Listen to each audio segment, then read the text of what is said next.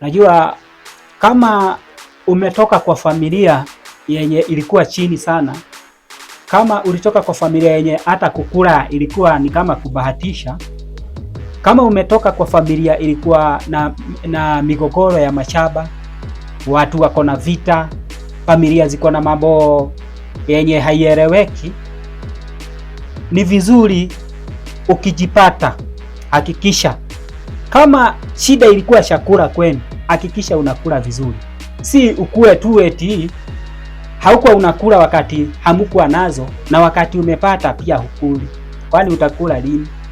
Kama kwenu kulikuwa na vita, wazazi wenu wameishi kupigania mashamba, pia bidii hata wewe ununue shamba yako.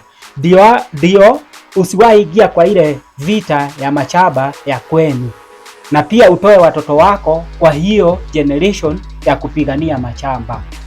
Kwa sababu wewe pengine utakuwa na uwezo.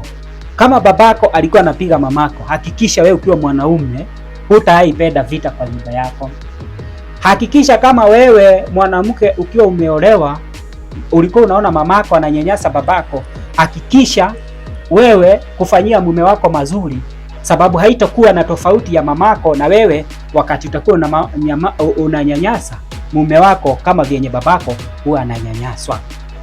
Hakikisha pia kama ulionewa sana na mzazi ama hukupata mapenzi ya mzazi ama upendo wa mzazi ama wazazi, hakikisha wewe watoto wako watafeel upendo wa mzazi.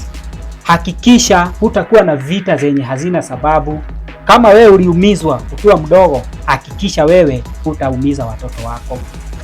Vile vile, kama kuna kitu uliona kwa wazazi kizuri na kikakufurahisha, hata wewe kishukue kikusaidie.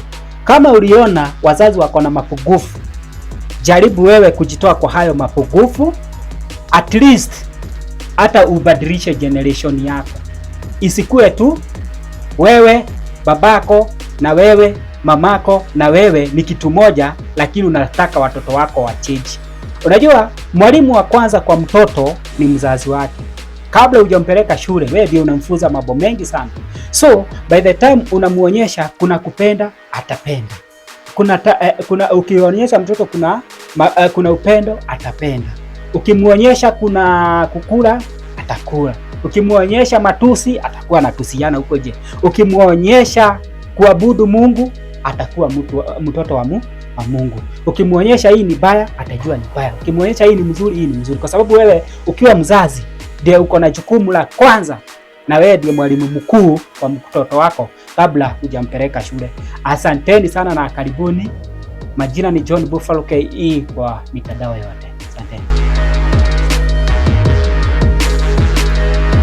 Ni Amidea Studios.